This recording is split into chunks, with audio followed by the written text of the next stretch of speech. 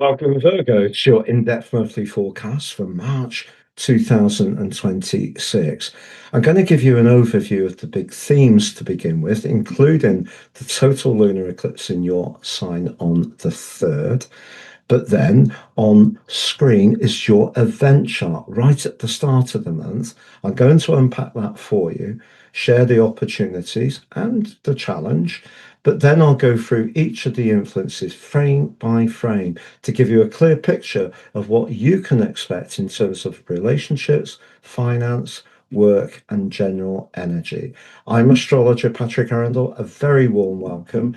If you've yet to subscribe to the channel, please help it to continue to thrive and do so now. So yes, we do have that total lunar eclipse in your sign, the only total lunar eclipse of the year on the 3rd.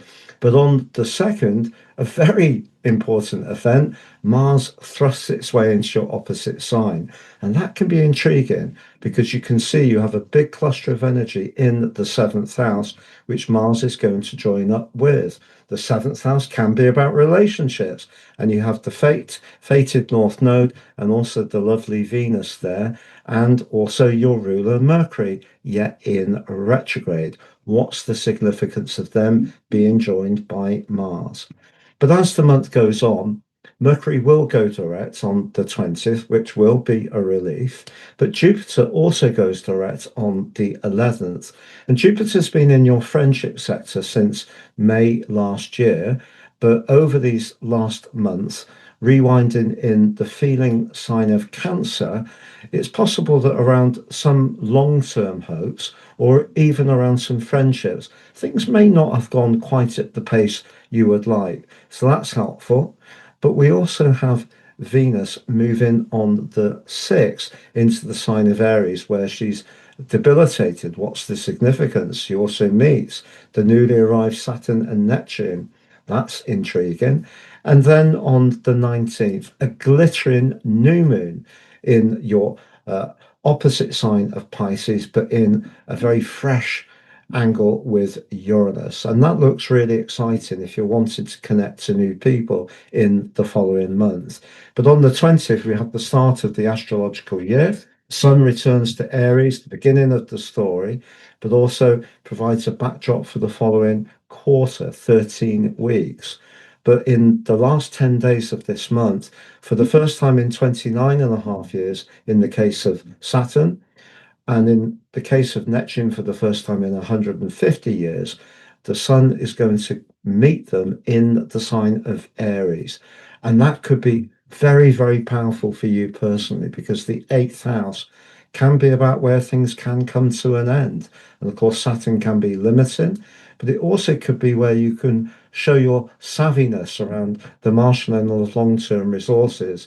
At the end of the month on the 30th, Venus moves into a very liberated part of your chart, which can be good if you are wanting to freshen things up. So on the screen is the event chart. So let's take a look at your ruler, Mercury. Mercury is actually in a very strong link with Venus at the start of this month. Mercury retrogrades get a mixed reputation. Yes, of course, they can create problems with things like technology, ticketing, travel, and also mixed or crossed lines when it comes to communication. For you, it occurs in the 7th house. So its influence is for you to work on sharpening up your listening skills, because Mercury being your ruler gives you a fantastic capacity to zone in on detail. But the 7th house is more about where we collaborate. So that's what Mercury's asking you to do. That's the opportunity. If you can link to others, even if at first they don't quite get where you're coming from, patience can actually be very helpful to you. But right at the start of the month, Mars's clash with Uranus is to be taken very seriously, because you've had such a gathering of energy complementing Pluto, which had been in your 6th house full time since November 2024. Recently, something may have been evolving around the practicalities in your situation. But if you still feel that something's not working and it's causing stress, and it may be around your work, or there's someone who is resisting your desire to change your life up and do something, that's much more creative and independent, that may create some tension between you that will provide a backdrop for the following month. So, for example, if you work somewhere and someone's very critical, even forcefully critical, I think that could trigger the inner rebel within you. But what can help you is that Mars moving on the second into the sign of Pisces is going to help you to firm up your boundaries, because the seventh house gets talked about a lot in terms of relationships, but it's actually the part of a chart where we come into contact with people. Contact doesn't always have to be relating in a personal context. It can be about where we make it clear what our boundaries are.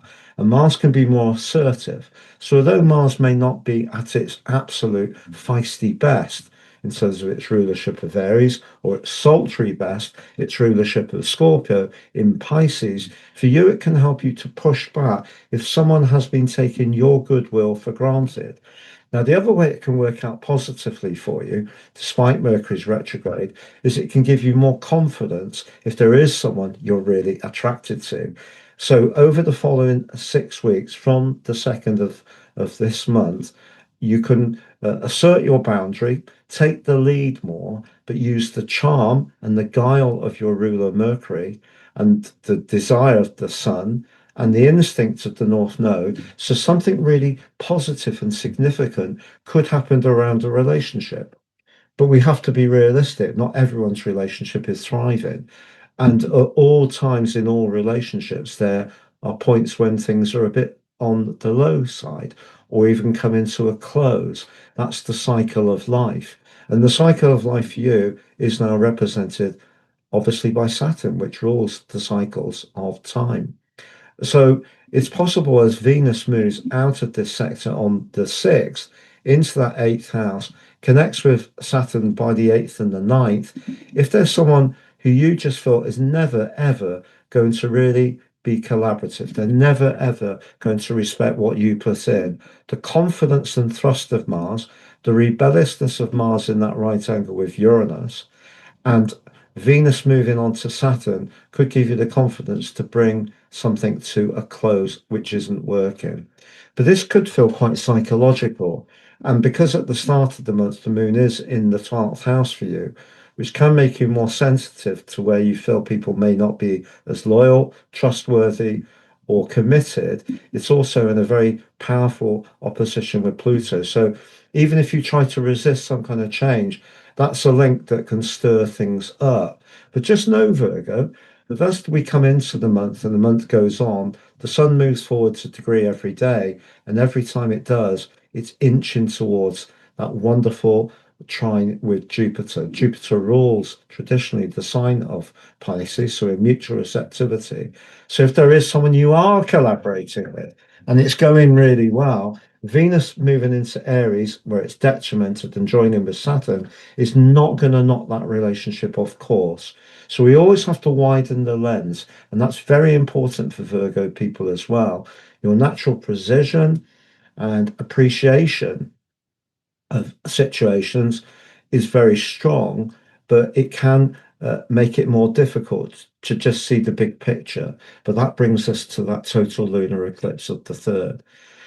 Because if at that point you don't see an option with a particular alliance, whether it's at work, a friend, a family member, or in a more personal context, with Venus moving on the 6th into the deep 8th house, which is a case of I'm either all in, I'm all out. And once she links with Saturn, that's going to amplify the potential for the negative. So essentially, I feel that your chart is very much about relationships this month, particularly uh, the connection in relationships. And the 7th house can also be where we need to be competitive. And Mars and the Sun will help you in that regard through that lunation. But if there is a situation where you just feel you're never going to be really heard or seen, it's not because of Mercury retrograde. It's more of an energetic lack of exchange and appreciation and respect. And once Mercury goes direct on the 20th, the Sun moves into Aries and itself connects with Saturn and Neptune in the last 10 days. That's another situation which is going to test just how committed a situation is. But the eighth house can also be, as the month goes on, very much about long-term financial planning. It can be about entrepreneurship. And maybe Saturn's metaphor there is, look, if you take your skills seriously and Neptune's flair, bring flair and creativity and imagination into the mix, there's lots you can go for. And do know that the new moon on the 19th forges a fantastic link to Uranus.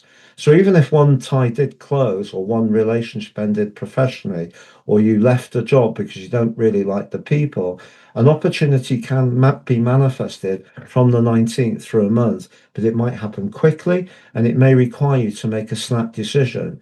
And that's why Pluto in that sixth house is so important in terms of the big picture of your overall chart, because as far as the evolution is concerned, in three phases, March 23, first half of 24, and then from the 18th of November 24 in that sixth house, something to do with the daily structure, routine, or a detail of your situation that may have been important in the past is ripe for some kind of evolution.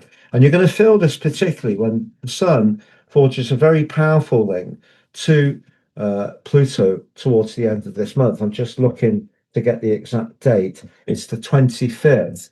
So if you are evolving around something, if you are marshalling your resources more astutely, if you are leaving a job and doing something different, know that that evolution is natural. And like all evolutions, we start a new job, we wonder, will the other people like us? Will my skill set match the needs of the role? We have those doubts. I'm not saying it's going to be a perfect journey, but with Venus moving into a very enterprising part of your chart at the end of the month, if you do want to do something different and more free spirited, you'll have the chance to do it then. So, to summarize, Virgo, this is a key month for relationships. There's no doubt about it. Crosswires are possible with Mercury's retrograde, but also the potential to improve dialogue and understanding by being very attuned to the message that the other person's sharing and being very passionate about sharing your message, but also being clear about where you will say no.